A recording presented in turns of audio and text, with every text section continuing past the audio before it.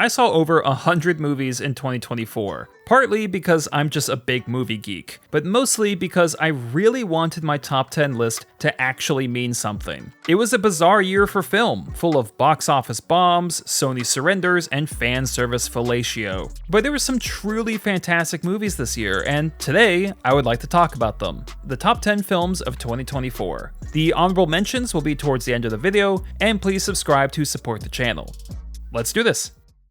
At number 10 is Mononoke The Movie, directed by Kenji Nakamura. Yeah, I'm surprised as you are that an anime would crack my top 10. A lot of anime tropes rub me the wrong way, often hindering the spectacular animation with pointless exposition and barely restrained fetishes. Mononoke The Movie not only doesn't have any of this, but offered something else I've never seen, and that's a feeling of being shaken inside a kaleidoscope. This is probably the most colorful film I have ever watched. Every background of every frame is vibrant enough to hang on the wall, but the editing doesn't linger, like ever. Mononoke is cut so fast that it just borders on overwhelming. And yet, it worked for me, because 1, this kind of editing is naturally smoother with animation than live action, and 2, it never gets lost. I always understood the stakes of the plot, the position of the characters, and the geography of the scene. It was cut this way for a reason, not to hide, but to enhance. To quote the late Anthony Bourdain, it's walking a tightrope between perfect and overkill.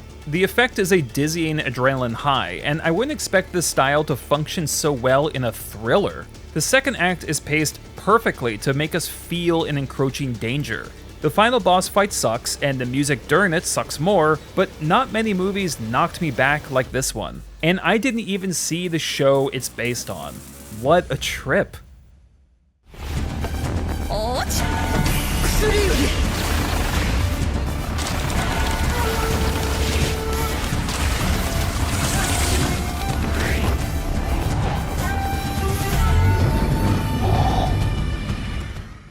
Number 9 is Dune 2, directed by Denis Villeneuve. When I saw the first Dune, my reaction was, I like it, except this and this and this, and Dune 2 went in and basically fixed them. The music retains that mix of operatic and tribal, with less of that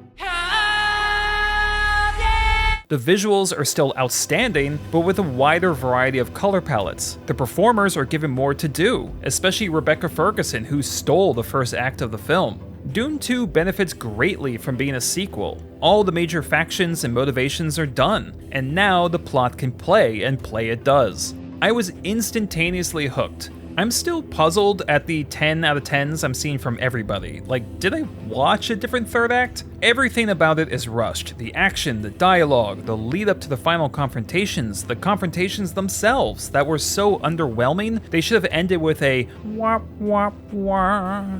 In all seriousness, the third act isn't that bad, and the main reason it stung is because everything prior to it is exactly what I want to see in Hollywood franchises. Dune 2 is big and bold, and all the money is on the screen. And for every thrilling action set piece, there's just as much time dedicated to characters and concepts. I'm crossing fingers that it avoids the third in the trilogy curse, but quite frankly, I'm pretty optimistic.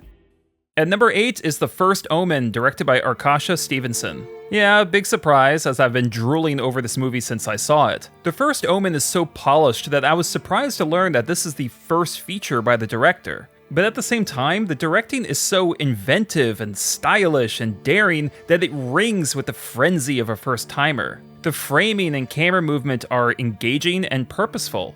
The right kinds of shots stay for a long time, forcing you to internalize the disturbing content on display. Elements like hair in the morning or the flutter of a robe aren't realistic, but that's the point. It's a curse that's been cast from the first frame to the last. What images, what sounds can we use to put the viewer in a floaty, delirious sort of nightmare?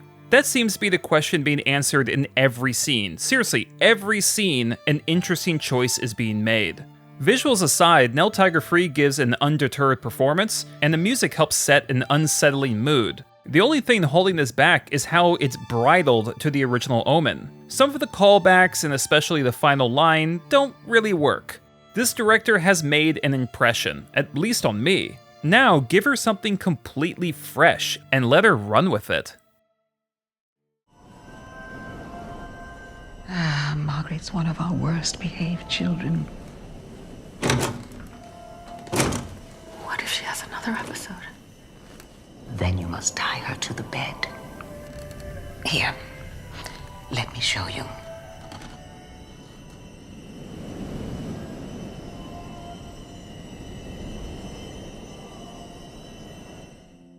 At number 7 is Sing Sing, directed by Greg Cuidar.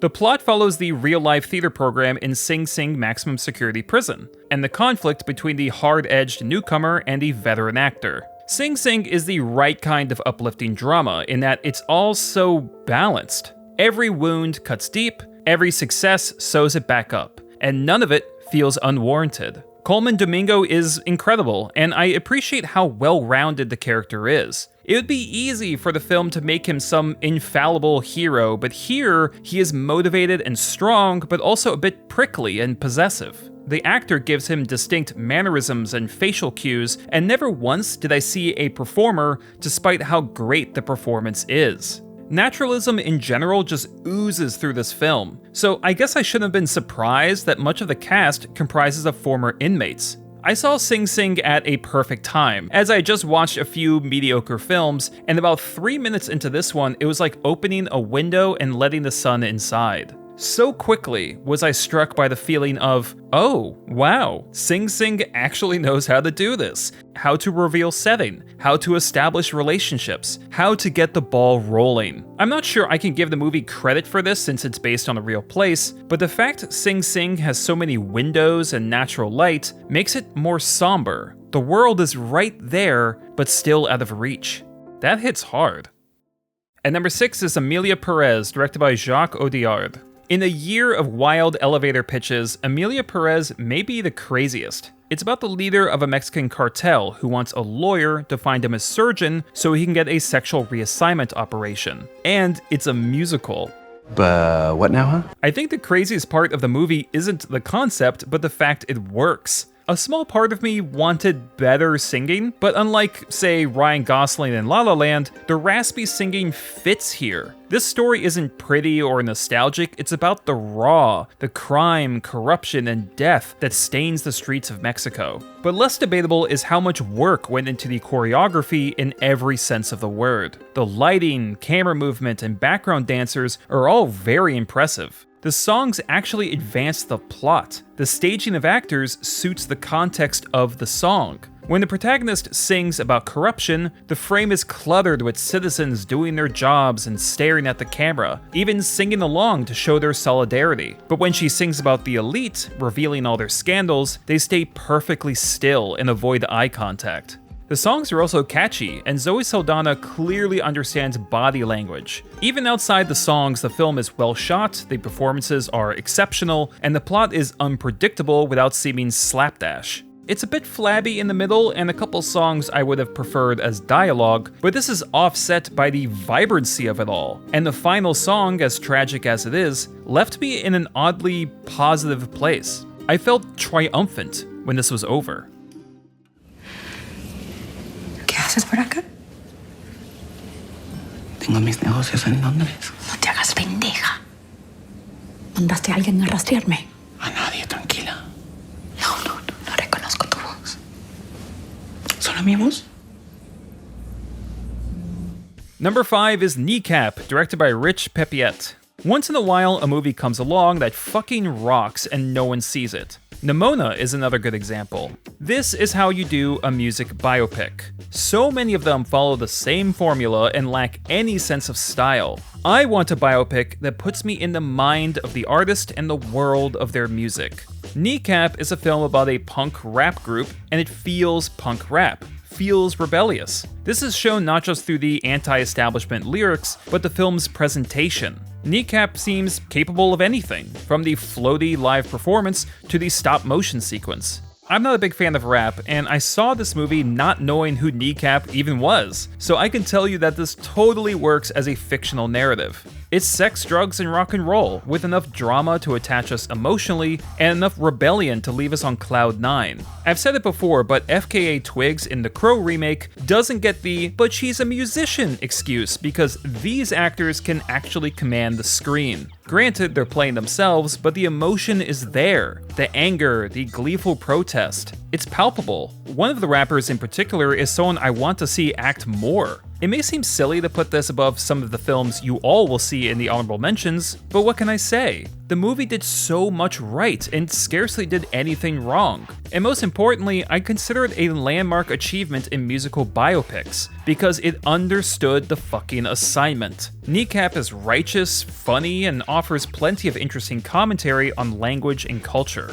Plus, it's got Michael Fassbender, so bonus. Did you get me something by then? You mixed up that Coke and Cat again, didn't you? So I'm just gonna leave this here. And I'm gonna go. Number 4 is The Substance, directed by Coralie Farja. About a month ago, I did a video ranking horror movies of 2024, which, by the way, is getting an update video once I get back home. With all of the 6 out of 10s I listed, people wondered whether I thought it was a bad year for horror, and my answer is no. So large I want it on a blimp. Seeing this much experimentation in horror, even if it didn't always work, made me so happy. The Substance is my favorite horror movie of 2024. Sorry, I wasn't able to see Nosferatu yet, but we'll see how it goes. Not because it reminded me of films like Requiem for a Dream or The Fly, but because it combined all these influences in a way that felt incomparable. The colors, the brilliant use of music, the intentionally exaggerated performances, and striking cinematography give it a recklessness that turned it into something entirely new for me. The movie isn't trying to make any of the plot believable, and it relishes in the freedom it provides itself. And this only works because the technical elements, shot composition, editing, sound design, makeup, creature design, are so strong. I love the main sci-fi concept, and I love even more how the rules are explained. Demi Moore is fearless. A simple scene of someone eating shrimp is enough to make you anxious. A partnership turns into a rivalry in a way that's simultaneously hilarious and nauseating. The story quickly engages, sets up the stakes, and evolves them, just like a great film should. The Substance is an anarchic mash of technical mastery and wild abandon, with about 100 gallons of fake blood for good measure. It's been a while since I've seen a film this nuts and this good. Number 3 is Conclave, directed by Edward Berger. This one felt like Oscar bait before I saw it, and maybe it still qualifies. Old men debating in rooms, legendary actors who haven't won an Oscar, commentary on religion and politics. And yet, Conclave surprised me with how effortlessly the story unfolded and how emotionally the characters resonated with me. There's almost a cheesy level of intrigue as these characters' flaws are revealed, and I dig it. These aren't faultless angels, but men, riddled with weaknesses, and they end up bickering like a group of gossipy teenagers. This is entertaining stuff. However, what I found most engaging is the central character arc, where our protagonist must wrestle with hard questions as he learns more about the candidates. How long can one stay truly uninvolved? Is being forcefully unbiased in the face of scandal, in fact, another form of bias? Conclave shows us a man torn between professional duty and moral courage. And what gives this arc so much life is Ralph Fiennes, who absolutely nails the character's internal struggle. Even without words, I understood every layer of stress and sadness that weighed upon him. My only real issue is the music, which does heighten the drama, and I enjoyed how it synced up with a photocopier in one scene, but it's also a little repetitive and like it belongs in a different film altogether.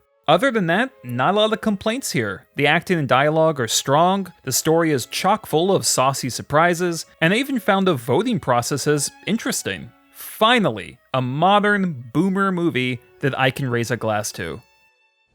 Tu riesci a immaginare veramente un'alternativa? The food of the gods. Yes. You know, absolutely the food of the gods, but if we put this down, no. Scusami. Devo fare il giro tra I nostri confratelli. Abyssus, abyssum, invocat. Runner-up is Queer, directed by Luca Guadagnino. Everyone and everything is firing on all cylinders here. Daniel Craig embodies this man and all his insecurities, passions, joy, and depression. He also plays an incredible drunk. The cinematography is dynamic, and I love how purposeful the camera movements are. A unique energy is bursting from this film. How can I best describe this energy? At one point, Daniel Craig is drunk and wandering past the brothels and cockfights of a Mexican town, while Come As You Are by Nirvana plays in the background. In another scene, our protagonist takes drugs, and we watch his consciousness slip away second by second. The opening credits are set against mattresses, with glasses, books, ashtrays, and other post-love-making knickknacks lying on top.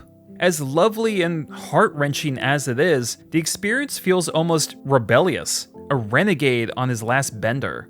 I don't think I've watched any movie like it.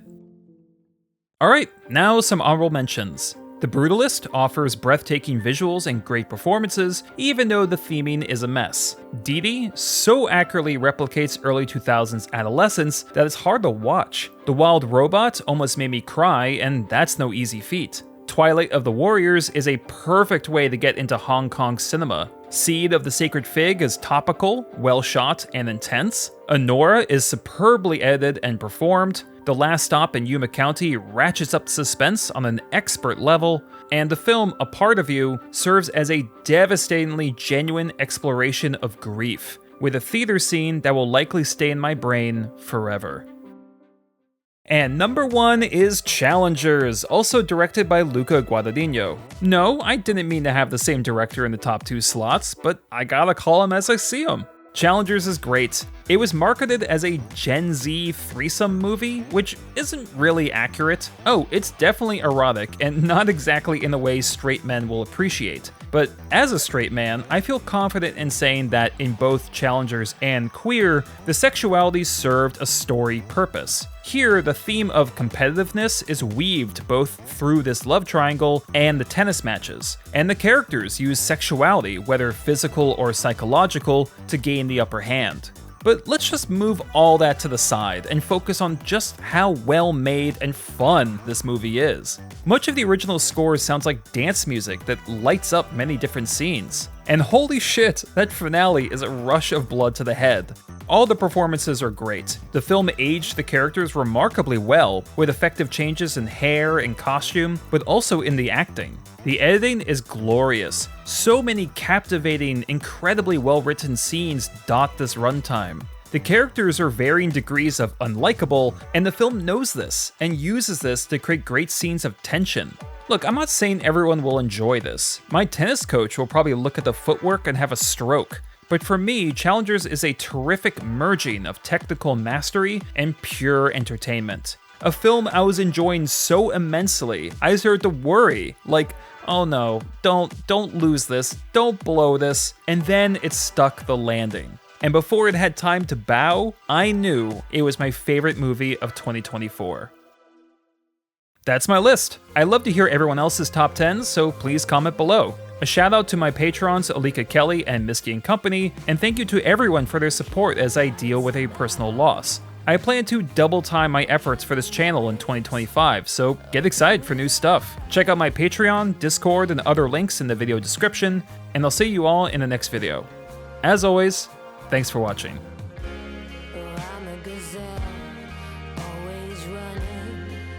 Adrenaline in every blood cell. Some say I'm